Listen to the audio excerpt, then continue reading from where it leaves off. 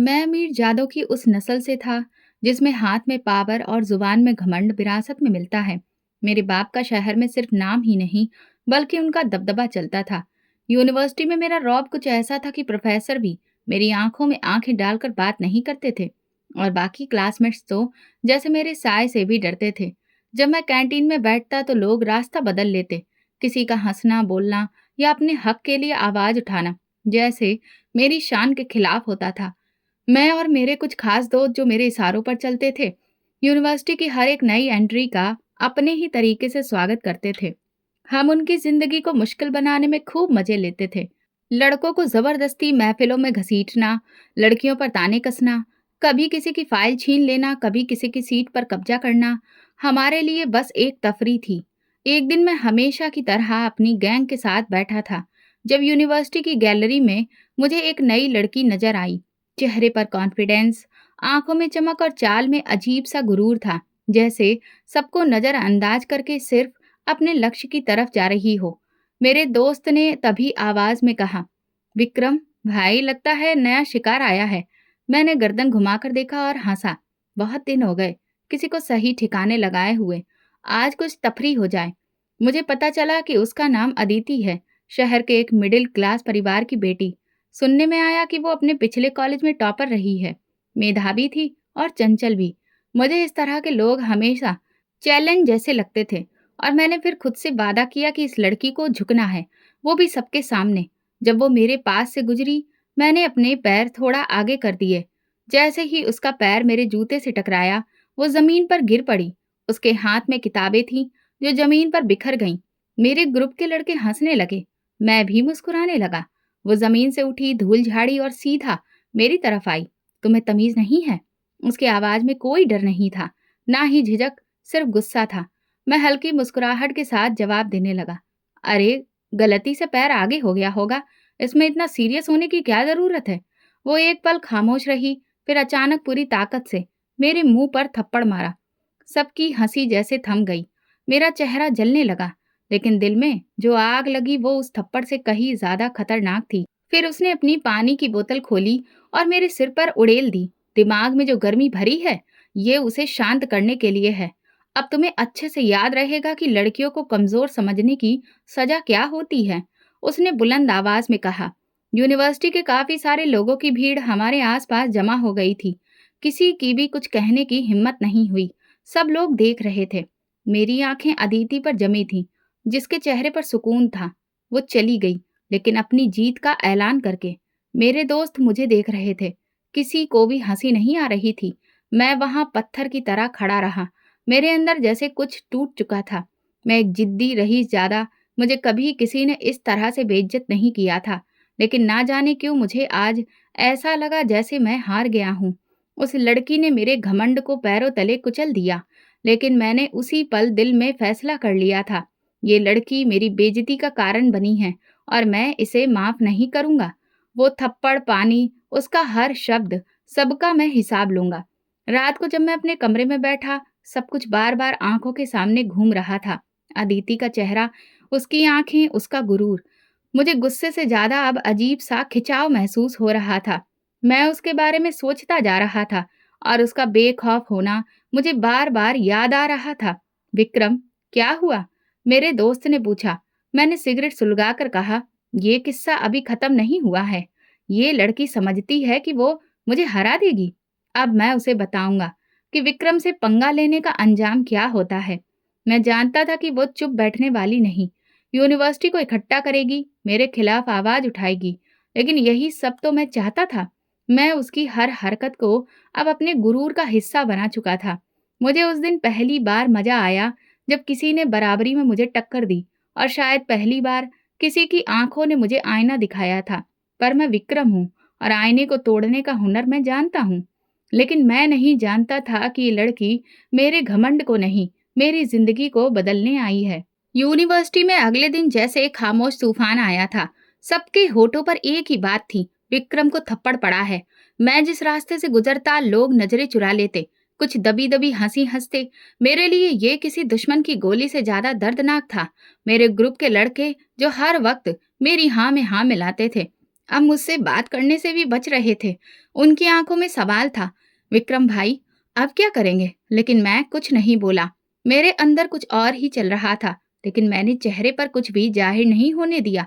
मैंने अगले 2 दिन तक अदिति को नजरअंदाज किया। वो जिस क्लास में जाती, मैं पीछे नहीं जाता। मुझे भरोसा था कि वो खुद मेरे पास आएगी, माफी मांगने शर्मिंदा होकर। लेकिन वो तो अपने काम में व्यस्त रही। लाइब्रेरी जाती, दोस्तों से हंसी मजाक करती, सेमिनार में सवाल जवाब करती, जैसे कुछ हुआ ही ना हो। तीसरे दिन मैंने सोचा उसे इस बात का अंदाजा दिलाना पड़ेगा कि मैं यहाँ कौन हूँ। मैंने अपनी पावर दिखाने का फैसला किया। एडमिन ब्लॉक गया, अदिति की फाइल निकलवाई, उसके क्लासेस, असाइनमेंट्स, मार्क्स सब कुछ नोट किया। फिर उसके कोर्स के लेक्चर्स से भी मिला। सर, इस लड़की का व्यवहार बहुत बुरा है। ये बहुत बदतमीज है। क्लास में डिसिप्लिन भी नहीं रखती। अगर कहीं शिकायत दर्ज हो जाए।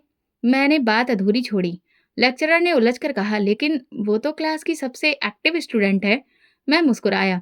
एक्टिव होना और बेइज्जती करना दो अलग बातें हैं सर। आप तो समझदार आदमी हैं। वो बात समझ गए। अगले हफ्ते अदिति को एक वार्निंग नोटिस मिल गया कि उसके क्लास में गैर जिम्मेदार व्यवहार की शिकायत आई है। वो नोटिस यूनिवर्सिटी के नोटिस बोर्ड पर चिपका हुआ था, ताकि हर कोई देख सके। मैं वहीं पास में खड़ा था। जब अदिति ने नोटिस पढ़ा, उसके माथे पर बल पड़े और आंखों में एक चमक आई, जैसे वो समझ गई हो कि ये मेरा काम है। लेकिन ना तो वो मेरे पास आई और ना ही कोई सफाई दी। जैसे मेरे हर बार से पहले ही उसने ढाल तैयार कर रखी हो। मेरे लिए ये और भी बर्दाश्त करना मुश्किल हो गया था। मैंने उसके ग्रुप के एक लड़के को अपने पास बुलाया, जो अदिति के काफी करीब था। यार सुनो, वो लड़की अपने आप को क्या समझती है? अगर मुझसे कोई दिक्कत है तो सामने आकर बात करे। क्या तुम इस बारे में उससे पूछ सकते हो? उसने कंधे उचकाए। सर, वो किसी से बात नहीं कर रही। पिछले 2 दिन से बिल्कुल खामोश है। उसकी बात सुनकर मैं गंभीरता से सोचने लगा। शायद ये मेरे वार का असर है। लेकिन अगले दिन जब मैं यूनिवर्सिटी आया तो अजीब सा सन्नाटा महसूस हुआ। अदिति नजर नहीं आई, ना लाइब्रेरी में, ना क्लासेस में, ना कैंटीन में। मैंने एक लड़की से पूछा, आज अदिति नहीं आई? उसने कहा, अरे आपको नहीं पता, उसने यूनिवर्सिटी छोड़ दी। मेरी सांसें रुकने लगीं। क्या? छोड़ दी? क्यों? पता नहीं। कह रही थी घर वालों को कुछ परेशानी है। मैं वहीं बैठ गया। ऐसा लगा जैसे मैदान खाली हो गया हो। जो जंग लड़नी थी, वो कॉम्पिटिटर ही गायब हो गया था। ये जीत नहीं थी, ये बेचैनी थी। मेरी जंग अधूरी रह गई थी। मैंने एडमिन से उसका एड्रेस निकलवाया, नंबर निकालने की कोशिश की, लेकिन नाकाम रहा। फिर मैंने उसके एक दोस्त को कॉल किया, जो कभी उसके साथ कॉफी पीती थी। तुम्हें कुछ पता है कि वो कहाँ गई? विक्रम, छोड़ दो। वो तुमसे बात नहीं करना चाहती। उसने खुद कहा था कि तुम जैसे लोगों से दूर रहना ही ठीक है। उसने मेरे बारे में ये कहा? मैंने दांत पीस लिए। हाँ, और ये भी कहा कि अगर कभी दोबारा यूनिवर्सिटी आई तो सिर्फ तुमसे बदला लेने आएगी। ये बात मेरे दिल में उतर गई। बदला? वो मुझसे बदला लेगी? मैं हंसा। तो फिर ठीक है, अब मैं उसका इंतजार नहीं करूंगा। मैं खुद उसे ढूंढूंगा। उस रात मैंने देर तक अपने कमरे की छत को घूरा और सोचा, ये लड़की अब सिर्फ मेरे गुरूर का सवाल नहीं रही थी, ये मेरी जिद बन चुकी थी। अगर वो समझती है कि वो बचकर निकल गई, तो वो मुझे नहीं जानती। विक्रम जो बात ठान लेता है, वो पूरी करके ही छोड़ता है। और मेरा इरादा अब पक्का हो चुका था। मैं उसे ढूंढ निकालूंगा, उसकी जिंदगी में वापस जाऊंगा और वही दर्द दूंगा जो उसने मेरे गुरूर को दिया था। कई दिन गुजर चुके थे, लेकिन अदिति का ख्याल मेरे मन से निकलने का नाम नहीं ले रहा था। ना वो मेरे सामने थी, ना मेरी पहुंच में, लेकिन उसकी गैर मौजूदगी मेरे आसपास महसूस होती थी। यूनिवर्सिटी की बिल्डिंग अब मेरे लिए सिर्फ एक जंग नहीं रही थी, ये अधूरी कहानी का हिस्सा बन चुकी थी। और मैं वो किरदार बन चुका था जो अपनी अगली लाइन भूल चुका हो। एक दिन मैंने फैसला किया कि इस बेचैनी को खत्म करने के लिए मुझे उसे ढूंढना होगा। मैं सबसे पहले उसकी क्लासमेट माही से बात करने गया। माही, मुझे अदिति का पता चाहिए। वो अचानक चली गई, उसकी कोई खबर नहीं। माही ने मुझे शक भरी नजरों से देखा। अब तुम्हें उसकी क्यों फिक्र हो रही है? तुमने ही तो उसकी जिंदगी में तूफान खड़ा किया था। मैंने संजीदगी से कहा, बस कुछ जानना है, एक बार मिलना है। कुछ पलों की खामोशी के बाद वो बोली, शहर के पुराने हिस्से में वो रहती है, गली नंबर 7। ये सुनकर मैं सीधा गाड़ी निकालकर उस एरिया में चला गया। वहां की तंग गलियां, छोटे छोटे मकान और एक साधारण सी जिंदगी मुझे आश्चर्य में डाल गई। मैं अब तक जो दुनिया देख चुका था वो उससे बिल्कुल अलग थी। मैंने दिए गए पते पर जाकर एक बूढ़ी औरत से पूछा, आंटी, ये अदिति का घर है? उसने कहा हाँ, लेकिन अब वो यहाँ नहीं रहती। उसके पापा ने उसे नानी के घर भेज दिया है, कुछ दिनों के लिए। क्यों? मैंने पूछा। बूढ़ी औरत ने कंधे झुका दिए। पता नहीं, कोई बात हुई थी यूनिवर्सिटी में। उसके बाद वो काफी परेशान हो गई थी। मैं वापस गाड़ी में बैठ गया, लेकिन मन में कई सवाल घूमने लगे। क्या वो सच में सिर्फ नानी के घर गई है, या घर वालों ने उसे कहीं और भेज दिया है? क्या वो अभी मुझसे नफरत करती है, या शायद कोई और बात है? अगले दिन मैंने अपने जानने वाले रिपोर्टर दोस्त से बात की। मुझे एक लड़की के बारे में जानकारी चाहिए। उसका नाम अदिति है, पिता का नाम मनोज तिवारी। फिर मैंने अदिति का एड्रेस उसे बताया। देखो तुम क्या कर सकते हो। 2 दिन बाद उसने मुझे एक पर्ची पर कुछ लिख कर दिया। ये उसका नया एड्रेस है। और एक बात और, उसकी शादी की बात चल रही है। मेरा हाथ वो पर्ची पकड़ते ही रुक गया। क्या मतलब? शादी की बात? हाँ, उसके पापा के बचपन के दोस्त के बेटे के साथ उसकी मंगनी हो चुकी है। अब शायद शादी होने वाली है।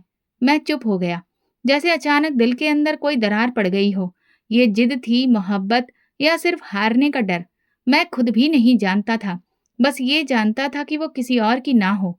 मैंने फैसला किया कि एक बार फिर उसे मिलूंगा। उसके मोहल्ले में गया, दरवाजे पर दस्तक दी। दरवाजा खुला। सामने एक ठीक ठाक उम्र की औरत थी। नमस्ते, मुझे अदिति से मिलना है। मैं उसकी यूनिवर्सिटी का दोस्त हूँ। उस औरत ने शक भरी नजरों से देखा। वो भी बाहर गई है। क्या बात है बेटा? बस उससे कहिए कि विक्रम आया था, वो समझ जाएगी। मैंने सोचा, अगर वो वाकई मेरी तरफ कुछ महसूस करती होगी तो मुझसे बात करेगी।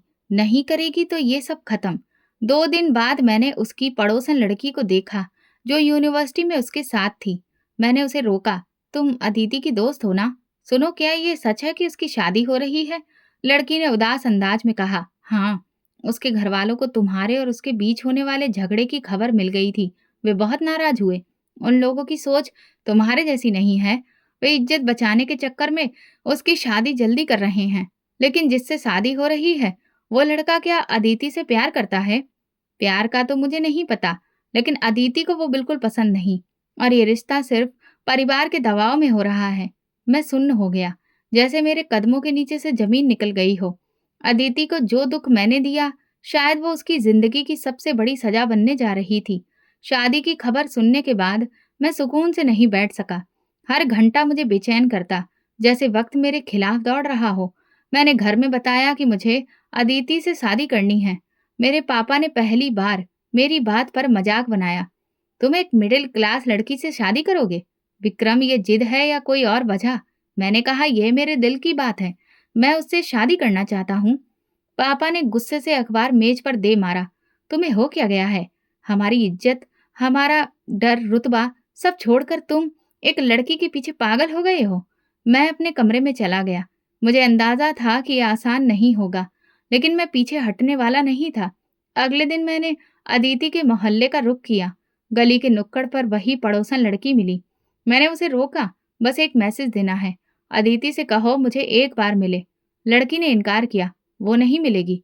उसके माँ बाप ने सख्ती से मना किया है। और वैसे भी शादी की तारीख तय हो चुकी है। कब है शादी? अगले हफ्ते। मेरे कदम वहीं जम गए। एक हफ्ता सिर्फ 7 दिन थे मेरे पास। मैं अगले ही दिन अदिति के घर के पास बाजार में उसे देख बैठा। उसके साथ उसकी माँ थी। वो कपड़े खरीद रही थी, लेकिन चेहरा उदास था, जैसे वो खुद इस फैसले का हिस्सा ना हो, सिर्फ नाटक कर रही हो, जो दूसरों की लिखी हुई कहानी में अपनी लाइनें बोल रही हो। जब उसकी माँ किसी और दुकान में गई तो मैंने फौरन उसका रास्ता रोका। वो चौंक गई, नजर चुराई और मुड़ने लगी, लेकिन मैंने धीरे से उसकी बाजू थाम ली। अदिति, एक बार मेरी बात सुन लो प्लीज। उसने नजरें उठाकर मुझे देखा। विक्रम, तुम यहाँ क्यों आए हो? इसलिए कि मैं तुमसे प्यार करता हूँ। इस शादी को मत होने दो। मैं सच में बदल चुका हूँ। उसने तंज भरी मुस्कुराहट दी। तुम बदल गए हो? जब तुमने मुझे नीचा दिखाया था, तब ये ख्याल क्यों नहीं आया तुम्हें? मेरी इज्जत को तमाशा बनाने में तुम्हें खुशी मिली थी, और आज तुम मोहब्बत की बातें कर रहे हो। मैं जानता हूँ कि मुझसे गलती हुई, लेकिन मैं खुद को सजा दे चुका हूँ। तुम्हारे बिना जी नहीं पाऊंगा। वो चुप रही। सिर्फ एक बार बोली, विक्रम, मेरे लिए सब कुछ खत्म हो चुका है, तुम्हें ये बात समझनी चाहिए। वो चली गई। मैं काफी देर वहीं खड़ा रहा। उसी रात मैंने अदिति की सहेली के जरिए एक और संदेश भिजवाया। अगर तुमने शादी की तो मैं अपनी जान ले लूंगा। ये कोई धमकी नहीं, हकीकत है, क्योंकि मेरे पास अब तुम्हारे सिवा कुछ नहीं बचा। मैसेज गया लेकिन कोई जवाब नहीं आया। मैं इंतजार करता रहा। हर घंटा एक सदी के जैसा लग रहा था। फिर वो दिन आ गया जब उसकी शादी थी। मैंने फैसला कर लिया कि मैं वो कर गुजरूंगा जो मैंने कहा था। अगर वो मेरी नहीं हुई तो फिर इस जिंदगी का क्या फायदा। मैंने अलमारी से नींद की गोलियां निकाली, एक पानी की बोतल और दरवाजा बंद करके सब खाली कर दिया। जो मेरी बहन में जैसे ही कमरे में आई तो मैं फर्श पर बेहोश पड़ा था। अस्पताल ले जाया गया। मेरे मुंह से जो झाग आ रहा था उसे साफ किया गया। डॉक्टर ने कहा अगर आधा घंटा और देर हो जाती तो फिर बचना मुश्किल था। मेरे माँ बाप खामोश थे। माँ की आंखों में आंसू और पापा कुछ भी कहने के काबिल नहीं थे। अस्पताल के बिस्तर पर लेटे हुए मैं सिर्फ एक ही चेहरा देख रहा था, अदिति। शायद इस वक्त किसी ने उसे ये खबर दी। किसी ने कहा विक्रम ने तुम्हारे लिए जान देने की कोशिश की है। मैं नहीं जानता वो क्या सोच रही थी, लेकिन अगले दिन जब मैं अस्पताल के कमरे में आंखें खोल रहा था, मुझे मेरे दोस्त ने अदिति की शादी की फोटो दिखाई। वो लाल जोड़े में थी, खामोश झुकी नजर के साथ। किसी और की वो हो चुकी थी। मैंने नजरें फेर ली। कोई शोर नहीं था अंदर, सिर्फ खालीपन था। मैं हार गया था, शायद अदिति से, शायद खुद से।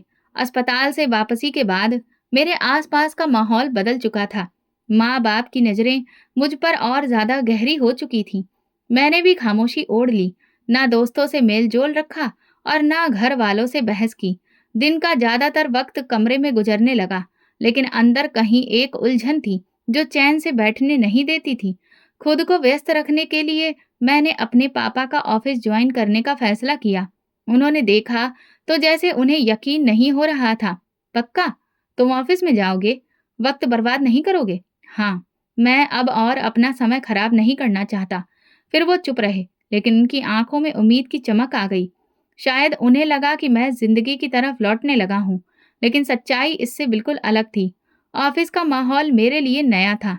रिपोर्ट्स, फाइल्स, मीटिंग्स, सब कुछ एक अलग दुनिया थी। मैं उन कामों में व्यस्त रहने की कोशिश करता, लेकिन ध्यान अक्सर कहीं और चला जाता। एक दिन ऑफिस में दोपहर का वक्त था। मैं लॉबी में खड़ा मोबाइल पर मैसेज देख रहा था जब एक कपल अंदर आया। उस आदमी ने नेवी ब्लू शर्ट पहन रखी थी और साथ वाली लड़की ने हल्की गुलाबी रंग की साड़ी। उन दोनों को देखकर मैं कुछ लम्हों के लिए पत्थर हो गया। वो अदिति थी, अपने पति के साथ। सामने वाले काउंटर पर वे किसी से बात कर रहे थे। उसका पति काफी खुशमिजाज लग रहा था। हाथ में फाइलें थी। वो बार बार अदिति से राय लेता, हंसता, कुछ लिखता, फिर आगे बढ़ता। अदिति खामोशी से साथ खड़ी थी, लेकिन उसकी मौजूदगी मेरे अंदर एक अजीब हलचल पैदा कर रही थी। मैंने खुद को संभाला और पीछे जाकर अपनी सीट पर बैठ गया। दिल चाह रहा था बाहर निकल जाऊं, लेकिन आंखें बार बार दरवाजे की तरफ उठती। कुछ ही देर बाद वे दोनों मेरे डेस्क के पास से गुजरे। उनकी नजरें मेरी तरफ नहीं उठी, लेकिन मैंने साफ देखा, अदिति ने मुझे पहचान लिया था। एक कलीग ने आकर बताया, सर, जो लोग आए थे वो आपकी नई समिति के पार्टनर हैं। उनकी वाइफ का नाम अदिति है। शायद आप जानते हो। हाँ, जानता हूँ। बस इतना कहकर मैं चुप हो गया। उसी रात मैं देर तक ऑफिस में बैठा रहा।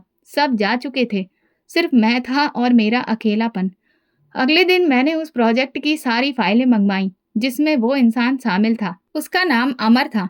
उसके बारे में पढ़ा, उसका बिजनेस प्रोफाइल निकलवाया। पता चला कि वो मिडिल क्लास फैमिली से तरक्की करके एक कामयाब बिजनेसमैन बन चुका है। इज्जतदार, ईमानदार और खानदानी लोग उसकी तारीफ करते थे। दिल में कुछ और उलझन होने लगी। मैंने एक कलीग से पूछा, अमर अपनी वाइफ को साथ क्यों लाया था कल? कह रहा था कि वाइफ की एडवाइस बहुत जरूरी होती है। वो अपना हर फैसला अपनी पत्नी से सलाह लेकर करता है। ये सुनते ही मुझे जैसे किसी ने आईना दिखा दिया हो। मैं जिसे कमजोर और आम समझता था, वो आज किसी के फैसलों में शामिल थी, इज्जत के साथ, मोहब्बत के साथ, और मैं सिर्फ एक अतीत था। मैंने अगले हफ्ते में अमर से एक मीटिंग रखी। मकसद सिर्फ एक था, उसे करीब से जानना। मीटिंग में वो खुलकर बात करता रहा, अपने प्रोजेक्ट्स और एम्बिशंस के बारे में बताता रहा। मैं सुनता रहा, सिर हिलाता रहा, लेकिन अंदर ही अंदर किसी और जंग में उलझा हुआ था। जब वो जाने लगा तो मैंने कहा, अमर साहब, आपकी पत्नी बड़ी खुश नसीब है जो आप जैसे पति उन्हें मिले हैं। वो मुस्कुराया। नहीं, लकी तो मैं हूं जो अदिति जैसी समझदार और वफादार पत्नी मिली है। ये सुनकर मेरा दिल और डूब गया। अदिति के नाम किसी और के फक्र से जुड़ा सुनना मेरे लिए किसी हार से कम नहीं था। मैं समझ चुका था कि अगर अदिति को दोबारा अपनी जिंदगी में लाना है तो अमर के होते हुए उस तक पहुंचना मुमकिन नहीं। उसके आसपास मौजूद दीवारों को कमजोर करना पड़ेगा, और उन दीवारों में सबसे मजबूत अमर ही था। वो उसका पति था, उसका रखवाला, उसका भरोसा। मुझे वही भरोसा तोड़ना था। मैंने अमर के साथ काम के बहाने और ज्यादा वक्त गुजारना शुरू किया। हर मीटिंग में हल्की बातों से शुरुआत, धीरे धीरे उसके पर्सनल मामलों की तरफ मैं बढ़ता गया। वो बेफिक्र इंसान था, दूसरों की बातों में जल्दी आ जाता था। एक दिन मैंने उससे पूछा, अमर, तुम्हारी शादी को कितना वक्त हुआ है? बस 4 महीने। और अदिति कैसी पत्नी है? वो मुस्कुराया। समझदार है, लेकिन थोड़ी खामोश मिजाज है। कम बोलती है और अपनी बातें अपने तक रखती है। ये तो अच्छी बात है, लेकिन कभी कभी खामोशी बहुत कुछ छुपा भी लेती है। मैं इस बात को यूं ही छोड़ दिया। उसने चौंक कर मेरी तरफ देखा। क्या मतलब? नहीं, बस यूं ही कहा। मैं किसी पर शक नहीं कर रहा। अदिति समझदार लगती है। शायद कुछ बातें वो अतीत में छोड़ आई हो, जिन पर अब वो पर्दा डालना बेहतर समझती है। अमर खामोश हो गया। मैंने बात बदल दी, लेकिन शक का बीज बो चुका था। अगले दिन मैं ऑफिस की कैंटीन में अमर को अकेले बैठा देखा। उसके पास जाकर बैठ गया। वो उलझा हुआ लग रहा था। सब ठीक है? हाँ, बस थोड़ा सा टेंशन है। कभी कभी लगता है कि अदिति दिल से मेरे साथ नहीं है। शायद वो किसी और को नहीं भूल पाई है। मैंने नरमी से कहा, जैसे सिर्फ हमदर्दी का इजहार कर रहा हूँ। क्या तुम कुछ जानते हो विक्रम? अरे नहीं यार, बस अंदाजा है। यूनिवर्सिटी में कुछ सुना था, लेकिन तुम्हें बताना ठीक नहीं समझा। अब बताओ। वो जिद पर आ गया। यूनिवर्सिटी में उसका किसी के साथ झगड़ा हुआ था। वो लड़का उसके पीछे दीवाना हो गया था। सुना है उसने खुद की जान लेने की भी कोशिश की थी। बहुत सी बातें थीं, लेकिन मुझे लगा शादी के बाद सब खत्म हो गया होगा। अमर की आंखों में उलझन दिखने लगी। वो लड़का कौन था? मैं हंसा। अरे यार, रहने दो। वो बातें पुरानी थीं, और मैं ही चाहता था कि तुम दोनों के बीच कुछ हो। यही वो बात थी जिसने उसके दिल में शक का कांटा गाड़ दिया। अगले कुछ दिनों में मैंने और भी कुछ बातों को छेड़ना शुरू किया। अदिति आजकल कुछ उलझी उलझी लगती है। तुमने महसूस नहीं किया? या फिर याद है, तुमने कहा था वो मोबाइल बहुत कम इस्तेमाल करती है। मैं जानता था कि अमर बहुत जल्दी भरोसा करने वाला इंसान है, लेकिन वही लोग जब धोखा महसूस करते हैं तो सबसे ज्यादा टूटते हैं। कुछ दिन बाद अमर ने ऑफिस में मुझसे पूछा, विक्रम, तुम्हारे पास अदिति की यूनिवर्सिटी की कोई तस्वीर या खबर है? मैं जानना चाहता हूँ, वाकई में कुछ था या नहीं। मैंने उस लम्हे का बहुत इंतजार किया था। मैंने अपनी पुरानी फाइल में से एक ग्रुप फोटो निकाली, जिसमें अदिति और मैं एक ही लाइन में खड़े थे। तस्वीर तो साधारण थी, लेकिन वक्त और माहौल ने उसे खास बना दिया था। बस एक यादगार है, बाकी तुम खुद अंदाजा लगा लो। उसी शाम मुझे पता चला कि अमर और अदिति के बीच पहली बार तीखी बहस का झगड़ा हुआ। अमर ने सवाल किया और अदिति ने सफाई दी, मगर शक के एक बार जन्म लेने के बाद हर सच और हर बात झूठ लगने लगती है। अगले दिन अमर ऑफिस आया तो खामोश था। मैंने कुछ नहीं पूछा, उसे खुद ही कहना था, विक्रम, तुम ठीक थे। शायद मैंने बहुत जल्दी भरोसा कर लिया। अदिति मुझसे कुछ छुपा रही है। मुझे अफसोस है कि तुम्हें ये सब सुनना पड़ा, लेकिन सच्चाई जानना जरूरी था। इस हफ्ते मैं अदिति को पहली बार अकेले देखा, एक पार्किंग लॉट में। वो गाड़ी में बैठी थी, आंखें नम थी। शायद अमर ने उसे दोबारा कुछ कहा होगा, या फिर शक ने उसकी जिंदगी में जहर घोल दिया। मैंने दूर से देखा और दिल में सोचा, ये तो सिर्फ शुरुआत है। अब वो टूटेगी, और जब वो पूरी तरह से बिखर जाएगी तब मैं सामने आऊंगा, जैसे एक मसीहा आता है। ऑफिस में काम के दौरान एक दिन अमर मेरे कैबिन में आया। थका हुआ चेहरा, आंखों में बेयकीनी, हाथ में फाइल थी, लेकिन वो मेज पर रखने की बजाय मेरे सामने खड़ा रहा। विक्रम, क्या तुम वाकई में समझते हो कि कुछ लोग शादी के काबिल नहीं होते? मैंने आंख उठाकर उसे देखा। ये बात तो इस पर डिपेंड करती है कि शादी मोहब्बत पर हुई थी या सिर्फ मजबूरी पर। अमर कुर्सी पर बैठ गया। वो चुप रहा, फिर बोला, मैंने उसे तलाक दे दिया है। मेरे दिल में जैसे एक लहर सी दौड़ गई। मैं बड़ी मुश्किल से अपनी मुस्कुराहट को रोक पाया और फिर बड़े ही संजीदगी लाते हुए लहजे में बोला, मुझे लगता है तुमने सोच समझकर फैसला किया होगा। हाँ, बहुत सोचा। तुम्हारे बताए कुछ इशारे और अपनी शर्तों, उन सब ने हमें एक ऐसी हद तक पहुंचा दिया जहां वापसी मुमकिन नहीं रही। अदिति के व्यवहार में हमेशा एक दूरी थी। वो मेरे साथ थी लेकिन दिल कहीं और था। मैं तुम्हारे साथ हूं अमर, अगर कभी किसी मदद की जरूरत हो तो। नहीं, अब किसी चीज की जरूरत नहीं। मैंने फैसला कर लिया है। अमर उठकर चला गया और मेरे मन में सिर्फ एक आवाज गूंजी, अदिति अब आजाद है। मैं जानता था अब वक्त बर्बाद नहीं करना चाहिए। वो पल आ चुका था जिसका मैं महीनों से इंतजार कर रहा था। एक बार फिर मैंने पापा के सामने बात छेड़ी, पापा, मुझे अदिति से शादी करनी है। इस बार वो तलाकशुदा है, लेकिन मैं उसे अपना नाम देना चाहता हूँ। पापा ने मेज पर जोर से हाथ मारा। तुम्हें हो क्या गया है विक्रम? पहले भी रोका था और अब तो वो तलाकशुदा है। क्या दुनिया में लड़कियां खत्म हो गई हैं? दुनिया जो भी कहे, मुझे कोई परवाह नहीं। आप सिर्फ इतना समझिए कि ये मेरी जिंदगी का सवाल है। माँ भी कमरे में आ गई। विक्रम बेटा, लोग क्या कहेंगे? हमारी हैसियत, इज्जत। अगर आपको मेरी जिंदगी की फिक्र है तो बस एक बार मेरा साथ दे दीजिए। मैं किसी से नजर नहीं चुराऊंगा। खुलेआम सबके सामने शादी करना चाहता हूँ। उन दोनों की खामोशी अब मेरे हक में आ चुकी थी। आखिरकार जब मैंने 3 दिन तक खाना छोड़ रखा और उनके सामने बोलना बंद कर दिया तो पापा ने एक शाम कहा, ठीक है, रिश्ता लेकर चलते हैं, लेकिन याद रखना, अब की बार अगर कोई गलती हुई तो हम तुम्हें कभी माफ नहीं करेंगे। मैंने इस बात पर सिर हिलाया। मुझे किसी माफी की जरूरत नहीं थी क्योंकि ये सब मेरे प्लान का ही हिस्सा था। 2 दिन बाद हम अदिति के घर गए। दरवाजा उसकी माँ ने खोला। पापा ने कुछ औपचारिक बातें की और फिर कहा, हम रिश्ता लेकर आए हैं। हमारे बेटे को आपकी बेटी से शादी करनी है। उसके पापा कुछ देर चुप रहे, फिर बोले, हमें हैरत है, पहले भी यही लड़का था जिसकी वजह से हमारी बेटी बदनाम हुई और अब वही शादी भी करना चाहता है। पापा ने तुरंत जवाब दिया, इस बार हम खुद आए हैं और आपको इज्जत से बेटी का हक देना चाहते हैं। उनके चेहरे पर नरमी आ गई। अदिति खुद क्या चाहती है? कमरे के कोने में बैठी अदिति चुपचाप सब कुछ सुन रही थी। उसे बुलाया गया। वो सामने आई, सिर झुकाए हुए, धीरे से बोली, अगर पापा तैयार हैं तो मुझे कोई ऐतराज नहीं है। ये शब्द मेरी जीत का डंका बजा रहे थे। मैं जानता था उसकी हाँ में सच्चाई नहीं थी, शायद थकान थी, लेकिन मुझे उसकी थकान से कोई मतलब नहीं था। मुझे तो बस शादी करनी थी। वापसी पर पापा खामोश गाड़ी में बैठे हुए थे। फिर बोले, विक्रम, हमने तुम्हारी जिद मान ली। अब ये रिश्ता इज्जत से निभाने की कोशिश करना। उस रात मैंने अदिति को मैसेज किया, शादी से पहले का पहला मैसेज, तुम्हारे बगैर जीना मुश्किल लगता है। तुम्हारी खामोशी ने मुझे जिता दिया। बस थोड़ा और सब्र, तुम अब मेरी होने वाली हो। उसने जवाब नहीं दिया, लेकिन मुझे उसकी खामोशी का मतलब पता था। हमारी मंगनी बहुत सादगी से हुई, ना कोई शोर, ना कोई रस्मों की भरमार।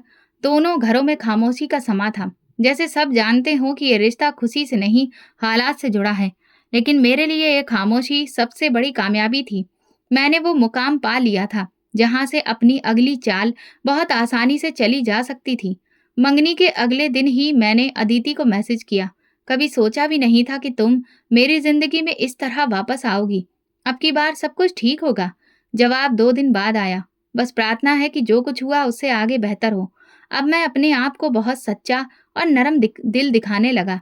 हर रोज सुबह टाइम से मैसेज, शाम को हालचाल, किताबों की तस्वीरें, फिल्मों की बातें। मैंने हर तरीका अपनाया जो किसी मोहब्बत करने वाले मर्द का हो सकता है।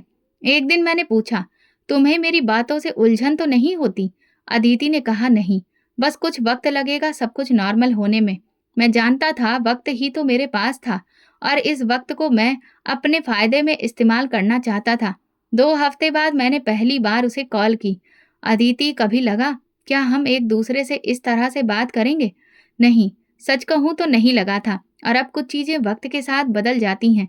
मैंने बात आगे नहीं बढ़ाई, लेकिन दिल में एक और निशान लगा लिया।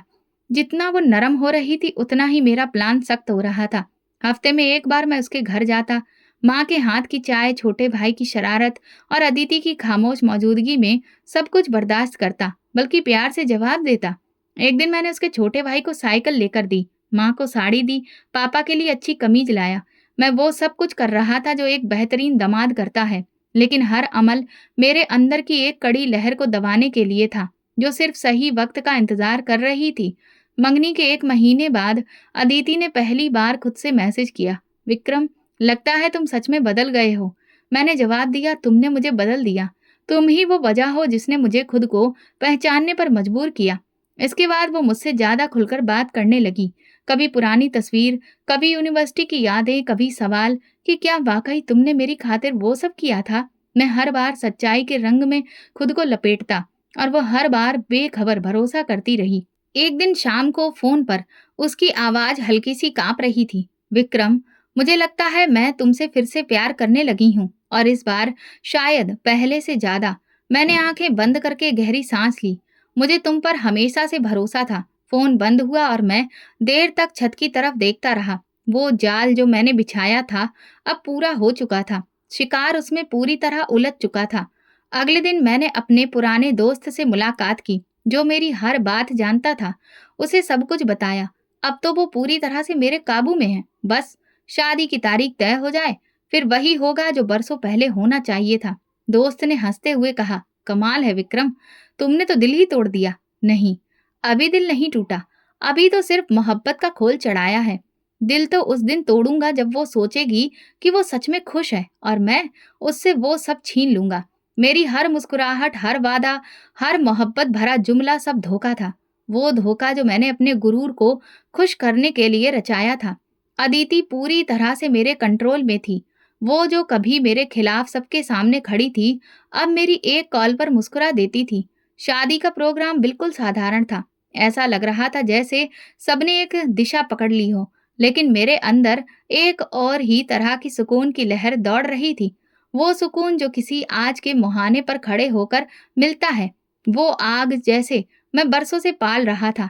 शादी के वक्त मैं बहुत खुश था, जिसे दूसरे शायद मेरी किसी और खुशी की वजह समझ रहे थे, लेकिन मेरे लिए ये किसी पुरानी दुश्मनी की जीत का ऐलान था। रात गए अदिति मेरे कमरे में आई। दुल्हन का लिबास, माथे पर छोटी सी बिंदी, हाथ में चूड़ियों की खनक, सब कुछ वैसा ही था जैसे किसी फिल्म का नजारा होता है। लेकिन मेरी कहानी की स्क्रिप्ट कुछ और ही लिखी जा चुकी थी। मैं बेड पर टेक लगाए बैठा था। जैसे ही वो पास आकर बैठने लगी, मैं सीधा होकर बैठ गया। तुम्हें लग रहा होगा कि तुमने सही फैसला किया है, मैंने उसकी तरफ देखे बिना कहा। वो चौंकी, लेकिन फिर खुद को संभाल कर बोली, मैंने सिर्फ वक्त के फैसले को अपना लिया है। वक्त नहीं, तुमने मेरी मर्जी को ठुकराया है, और आज मैं तुम्हें वो तोहफा देने वाला हूँ जो शायद किसी पति ने अपनी पत्नी को ना दिया हो। उसके चेहरे पर सवाल था। क्या मतलब? मैं हंसते हुए बोला, मुंह दिखाई का तोहफा जो तुम्हें सुबह मिलेगा और तुम हैरान रह जाओगी। वो कुछ कहने लगी, लेकिन मैंने जेब से एक नेकलेस निकाला और उसके गले में डालने की कोशिश की, फिर एक झटके से खींच लिया। वो लड़खड़ा गई, आंखों में दर्द के आंसू भर आए। ये कैसा मजाक है? उसने रोते हुए पूछा। ये मजाक नहीं, ये तो शुरुआत है। तुम्हें याद है, तुमने सबके सामने मुझे बेइज्जत किया था। आज उसी बेइज्जती का पहला अंजाम तुम्हें मिला है। वो पीछे हटने लगी, लेकिन मैंने उसका हाथ मजबूती से पकड़ लिया। यहाँ से बाहर जाने के बारे में सोचना भी मत। शादी करके लाया हूँ, तुम पर पूरा हक है मेरा। विक्रम, तुम होश में तो हो? उसकी आवाज कांप रही थी। होश? उसी दिन था जब तुमने सबके सामने मुझे थप्पड़ मारा था। अब मेरा वक्त है। तुमने मेरे गुरूर को तोड़ा था, अब तुम्हें टूटना पड़ेगा। वो कोशिश करती रही खुद को छुड़वाने की, लेकिन मैंने कमरे का दरवाजा बंद कर दिया। उसकी सिसकियां दीवारों से टकरा रही थी, लेकिन मेरी सोचने समझने की क्षमता खत्म हो चुकी थी। मुझे जाने दो विक्रम, प्लीज। मैं तुमसे माफी भी मांग चुकी हूँ। क्या तुम्हें अब भी सुकून नहीं मिला? अभी कहाँ मिला है? अभी तो रात शुरू हुई है। तुम्हें वो सब कुछ महसूस करना है जो मैंने सहा, बल्कि उससे भी ज्यादा। रात का हर लम्हा उसके लिए एक कैद खाना बन गया। मैंने उसे मानसिक रूप से ही नहीं, हर तरह से तोड़ देने की पूरी कोशिश की। सुबह जब वो नींद में टूटी हुई बिस्तर के कोने में बैठी थी, मैंने साइड टेबल से एक फाइल निकाली। ये है तुम्हारा मुंह दिखाई का तोहफा। उसने कांपते हाथों से फाइल खोली। तलाक के कागज। तुम ये क्या कर रहे हो विक्रम? क्योंकि तुम सिर्फ मेरे अहंकार का शिकार थी। मुझे तुमसे कभी प्यार नहीं था। ये सब एक प्लान था, और तुम उस प्लान का हिस्सा। वो कुछ कहने के काबिल ही नहीं रही। उसकी आंखों से लगातार आंसू बहते रहे, और चेहरे पर ऐसा सदमा था जो कि शब्दों से बयान ही नहीं हो सकता था। याद है, तुम खुद को बहुत समझदार समझती थी, टॉपर, बागी। आज देख लो, तुम भी एक मोहरा बनकर रह गई हो, और हाँ, ये पैसे ले लो, तुम्हारी कल रात की कीमत। मैंने कुछ नोट उसके सामने फेंके।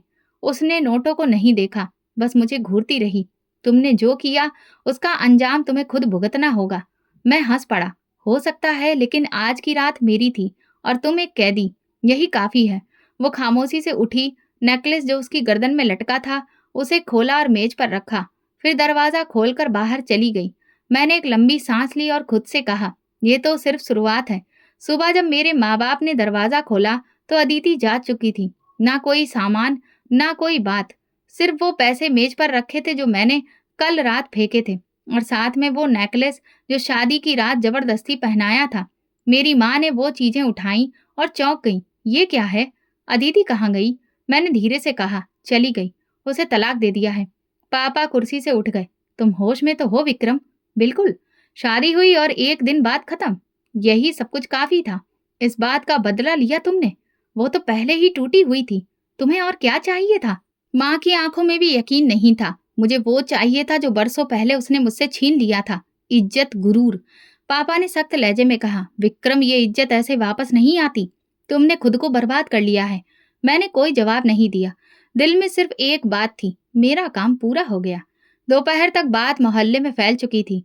शादी के अगले दिन ही तलाक। लोग हैरान थे, बातें कर रहे थे, मगर मैं कमरे में खामोश बैठा था। अदिति के घर पर भी माहौल बदल चुका था। उसके माँ बाप ने जब उसे दरवाजे पर देखा तो पहले तो कुछ समझ नहीं पाए, लेकिन उसकी खामोशी, खाली हाथ और आंखों में उदासी सब कुछ बयां कर गए। क्या हुआ? माँ ने पूछा। उसने हाथ में पकड़े कागज उनके सामने रखे और सिर्फ इतना कहा, तलाक हो गया है। उसके पापा ने कागज देखे और कुर्सी पर बैठ गए। ना वो ठीक से बोले, ना कुछ कहा। माँ के आंसू बहने लगे, लेकिन अदिति चुप रही, जैसे सब कुछ पहले से जानती हो। अगले दिन एक पुराना जानने वाला मेरे ऑफिस आया। चेहरे से वो अदिति के मोहल्ले का लग रहा था। विक्रम, सब लोग कह रहे हैं कि आपने बहुत गलत किया। वो लड़की तो पहले ही सब कुछ हार चुकी थी, अब आपने उसे और बेइज्जत कर दिया। ये मेरा पर्सनल मैटर है, किसी को भी हक नहीं है कि इसमें बोले। आप ठीक कह रहे हैं, लेकिन कभी कभी पर्सनल फैसले दूसरों के लिए भी बात करने का मुद्दा बन जाते हैं। वो उठा और चला गया, लेकिन उसकी बात मेरे मन में रह गई। शाम को मैं ऑफिस से वापसी पर सड़क किनारे एक छोटे से होटल के सामने गाड़ी रोकी। वहां बैठे कुछ लड़के हंसी मजाक में अदिति की ही बातें कर रहे थे। सुना है विक्रम ने एक दिन बाद ही तलाक दे दिया बेचारी को। बेचारी कुछ नहीं, बस शादी कर लेने का सामान बन गई है। मैंने उनकी बातें सुनी और चुपचाप वहां से वापस आ गया। लोगों की जुबान पर जो बात मैं चाहता था वो आ चुकी थी, लेकिन अब उन बातों में खुशी महसूस नहीं हो रही थी। रात को मेज पर रखा नेकलेस नजर आया, वही नेकलेस जिससे मैंने अदिति को नीचा दिखाने की कोशिश की थी। मैंने उसे हाथ में लिया और कुछ लम्हे देखा, फिर अलमारी में रख दिया। अगली सुबह एक लेटर मेरे नाम आया। कोई नाम नहीं, कोई दस्तखत नहीं, सिर्फ एक सादा सा लिफाफा। मैं गई नहीं, तुमने खुद को खो दिया। तुम्हें लगा कि तुमने सब जीत लिया है, मगर तुम्हारे दिल में अब भी वही खालीपन है जिसे तुमने मुझ पर थोपने की कोशिश की। तुम जीते नहीं हो, सिर्फ अकेले रह गए हो। मैंने कागज फाड़कर फेंक दिया, लेकिन वो बातें मेरे दिमाग से चिपक गईं। 2 दिन बाद मेरे पापा ने मुझसे कहा, तुम्हें अब खुद सोचना है। तुमने जिस बुनियाद पर यह रिश्ता बनाया, सोचो उसका अंजाम क्या होगा। मैंने कहा, पापा, वो खत्म हो चुका है। उसकी कहानी मेरे लिए बंद हो गई है, लेकिन दिल गवाही नहीं दे रहा था। मैं जीत गया था, लेकिन इस जीत में जश्न का कोई पल नहीं था। अदिति खामोशी से चली गई। उसकी आंखों ने जो नहीं कहा वो सब कुछ कह चुकी थी। कुछ महीने गुजर गए, अदिति की वापसी नहीं हुई, लेकिन उसकी खामोशी ने मेरे आसपास एक अजीब सी उदासी छोड़ दी थी। एक दिन ऑफिस के प्रोजेक्ट के सिलसिले में मुझे लंदन जाना पड़ा। वहां जाकर काफी अलग महसूस हो रहा था। एक कॉन्फ्रेंस के बाद एक पार्टी में शामिल हुआ, जहां मेरी मुलाकात प्रीति से हुई। प्रीति, खूबसूरत चेहरा, आत्मविश्वास और बड़ी आसानी से बात करने वाली लड़की। वो एक इंटरनेशनल मार्केटिंग फर्म में काम करती थी। पहली बातचीत में वो जान गई कि मैं कौन हूँ, कहाँ से आया हूँ और क्या हैसियत रखता हूँ। अगले कुछ दिनों में हम बार बार मिलने लगे। मैंने उसे अपनी पहली शादी के बारे में बताया, लेकिन अपनी सच्चाई को छुपाकर।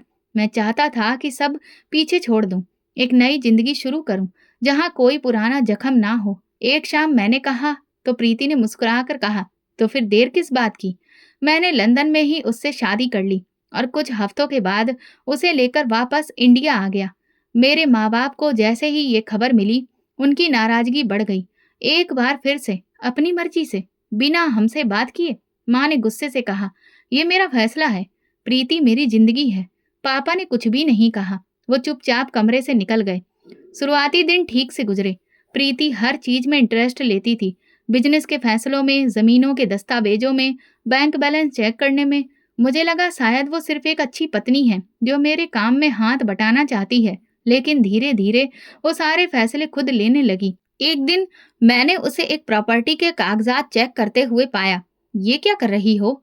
"बस देख रही हूँ।" "क्यों? क्या देख रही हो?" "यही कि तुम्हारे हिस्से में कितने प्लॉट हैं?" "क्यों?" "अरे बस जानना चाहती थी। अगर कभी कुछ हो जाए, तो मुझे सब पता होना चाहिए ना।" पहले तो ये बात मुझे मामूली लगी, लेकिन शक का बीज दिल में लग चुका था। कुछ दिन बाद मैंने महसूस किया कि मेरे साइन किए बिना कुछ कागज़ों पर कार्रवाई हो रही है। मैंने अपने वकील को बुलाया और जाँच करवाई।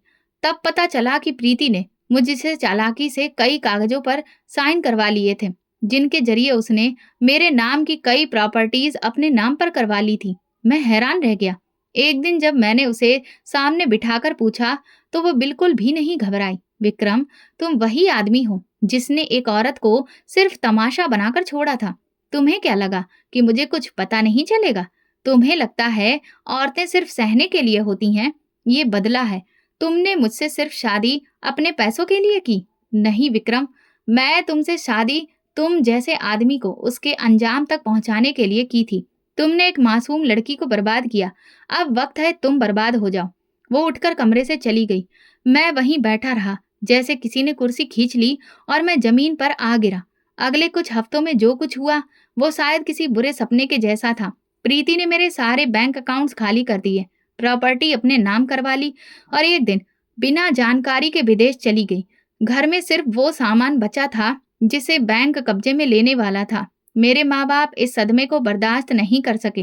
पहले पापा अस्पताल पहुंचे, फिर माँ की तबीयत बिगड़ गई और एक ही महीने में दोनों दुनिया छोड़ गए। मैं उनका इकलौता बेटा था, जिसने उनको हर बात की नजरअंदाज किया।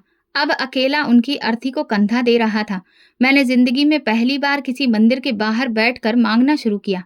हाथ फैलाना पड़ा और वही लोग जो कभी मेरी ताकत से डरते थे, अब तरस खाकर मुझे कुछ सिक्के थमाकर आगे बढ़ जाते। मैं उस बड़े मंदिर के दरबार के साए के कोने में रोज बैठता। मेरे सामने एक प्लास्टिक की खाली बोतल होती, जिसमें लोग सिक्के या कभी कभार कोई नोट डाल देते। कभी 2 रोटी, कभी चावल की प्लेट। अब यही मेरी जिंदगी थी। कभी-कभी लोग पहचान भी लेते थे। एक दिन एक बूढ़ा आदमी वहां आया और बोला, "ये तो वही विक्रम है ना? उस अमीर आदमी का बेटा? इस दुनिया ने क्या दिन दिखा दिए हैं?" मैंने कोई जवाब नहीं दिया। अब तो ये सब सुनने की आदत हो चुकी थी। एक दिन जब शाम की आरती हो चुकी थी और अंधेरा होने लगा था, तो एक गाड़ी आकर रुकी, बहुत महंगी और शानदार।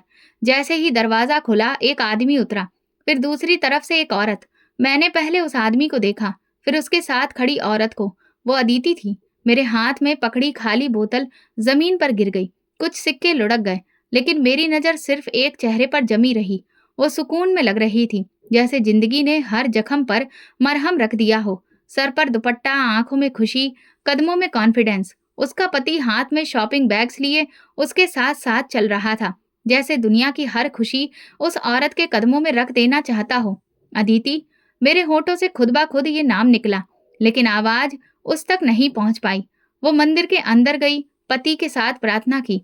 साथ में एक बच्चा भी था और बाहर निकलकर गाड़ी में बैठने लगी। जाते वक्त उसने एक बार मेरी तरफ देखा। आंखें कुछ लम्हों के लिए ठहर गई, लेकिन चेहरे पर कोई भाव नहीं आया। फिर गाड़ी का दरवाजा बंद हुआ और वो चली गई। मैं देर तक वहीं बैठा रहा। ना तो हाथों में अब कोई सवाल था, ना दुआ, बस खालीपन था। अगले दिन मैंने किसी जानने वाले से पूछा, "वो कौन था अदिति के साथ?" "अरे तुम्हें नहीं पता? वो बिजनेस टाइकून सिद्धार्थ मल्होत्रा है।